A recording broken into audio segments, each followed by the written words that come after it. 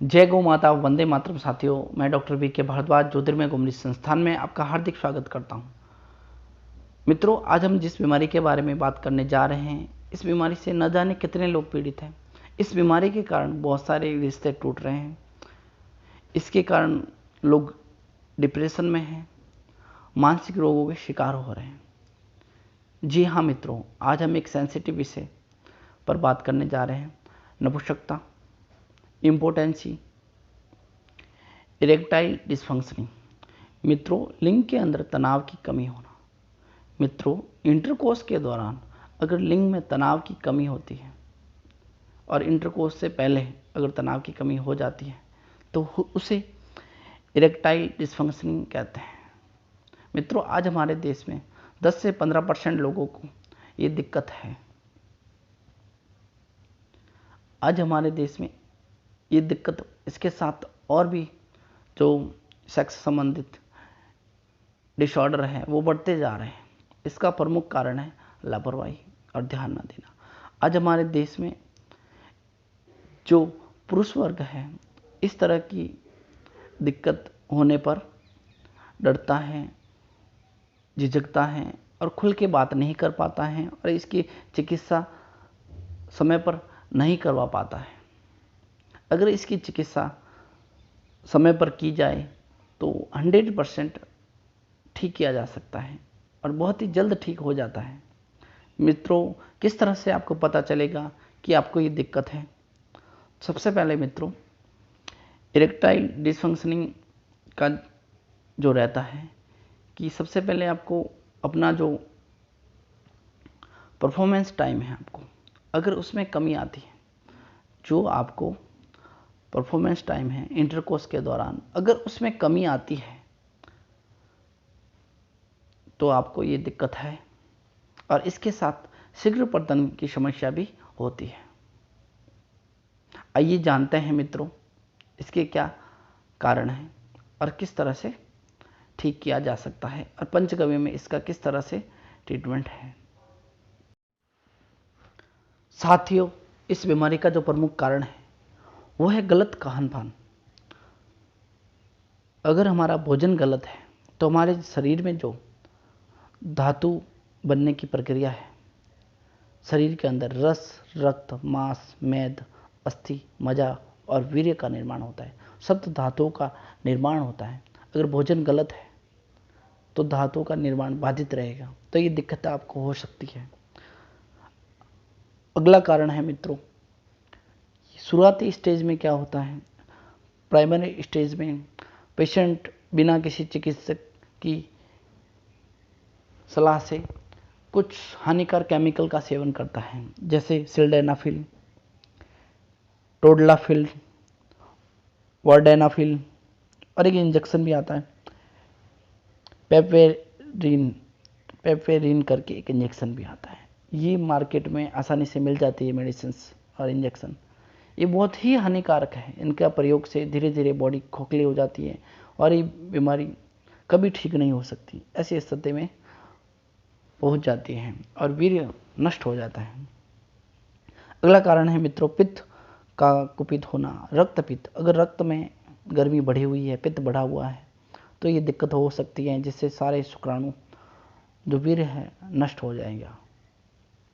अगला कारण है ट्रॉमा। अगर किसी भी तरह की नर्व संबंधित ट्रॉमा हुई है आपको, सॉफ्ट टिश्यू संबंधित, तो ये दिक्कत हो सकती है आपको। अगला कारण है मित्रों टेस्टोस्टेरोन, जो पुरुषत्व हार्मोन है। अगर उस हार्मोन की कमी है तो ये दिक्कत हो सकती है।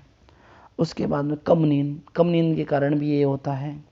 अगला कारण है आपके साथी के साथ आपके संबंध कैसे हैं, मानसिक और शारीरिक रूप से।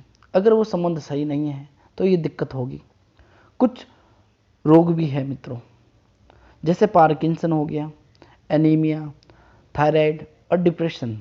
इन रोगों के कारण, इसके साथ हृदय रोग प्रमुख है, हृदय के सभी रोग, ये रोग है तो ये दिक्कत आपको होगी। और कुछ कंटेंट जैसे अल्कोहल, तंबाकू के सेवन से भी ये प्रभावित होता है और इस तरह की समस्याएं बढ़ती हैं। आइए मित्रों जानते हैं कि पंचगव्य में इसकी किस तरह से चिकित्सा संभव है। और पूर्ण रूप से आप ठीक हो सकते हो। उपाय: सबसे पहले मित्रों, देशी गाय का दूध लें 1 गिलास और उसके अंदर 2 चम्मच देशी गाय का घृत मिलाएं। मिलाने के बाद इन दोनों को फेंट लें और फेंटने के बाद सुबह शाम सेवन करें। ये बहुत ही लाभकारी है। इसके अलावा मित्रों, आंवले का प्रयोग आप कर सकते हैं। आंवले का चूर्ण लेना है, 2 चम्मच सुबह और 2 चम्मच शाम, और दूध के साथ में भी लिया जा सकता है। मित्रों, अगला प्रयोग है लौंग। 3 से 4 लौंग लीजिए और उसको कूटने के बाद 50 ml पानी के अंदर डाल के रख दीजिए। उसके बाद 2-3 घंटे बाद छान के पी लीजिए। इसका भी प्रयोग करें आप। अखरोट का प्रयोग है मित्रों। अखरोट की 3 से 4 गिरी लीजिए। गिरी लेने के बाद उसको कूट लीजिए। कूटने के बाद उसमें 2 चम्मच शहद मिलाना है। शहद मिला के उसका सेवन कर लीजिए आप। एक प्रयोग बता रहा हूँ मित्रों, प्याज का। प्याज आपको जैसे लाल प्याज और सफ़ेद प्याज, जो भी प्याज आपको मिले, 3 से 4 प्याज लीजिए मीडियम साइज के, और प्याज को काट के दूध में उबालना है। आपको दूध लेना है 250 ग्राम, लगभग पाव दूध ले लीजिए और 3 से 4 प्याज को उबाल दीजिए। उबालने के बाद प्याज फूल जाएंगे। फूलने के बाद प्याज को बाहर निकाल दीजिए। प्याज को बाहर निकालने के बाद देशी गाय के घृत के साथ भून लीजिए। घी का लगभग 3 से 4 चम्मच देशी गाय के घृत का प्रयोग करें और उसको अच्छे से भुनें। भुनने के बाद इन प्याज का सेवन आपको करना है। सुबह शाम कर सकते हो। इसके बाद मित्रों, हरी सब्जियां और फल फूल, इसके अंदर सभी तरह के विटामिन होते हैं।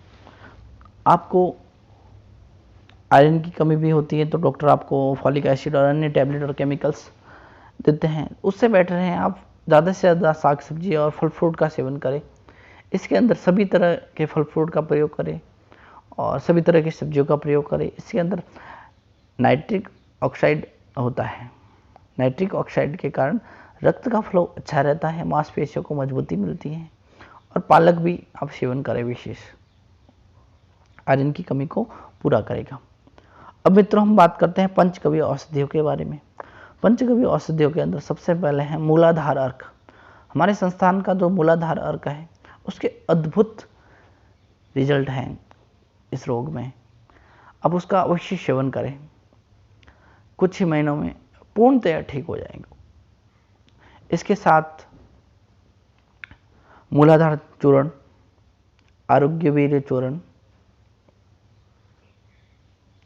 और शरीर के अनुसार अन्य कोई दिक्कत होती है, रोग होते हैं, तो उसके अनुसार उसकी मेडिसिन दी जाएगी। अधिक जानकारी के लिए मित्रों आप व्हाट्सएप या कॉल कर सकते हैं। और किसी भी तरह का स्वास्थ्य संबंधित आपका किसी भी तरह का प्रश्न हो तो कमेंट जरूर करें। चैनल को सब्सक्राइब करें, लाइक करें और ज़्यादा से ज़्यादा शेयर करें कि आपके आसपास अगर कोई पीड़ित है तो उनकी चिकित्सा संभव हो सके। अब तक के लिए धन्यवाद मित्रों। जय गौ माता, वंदे मातरम।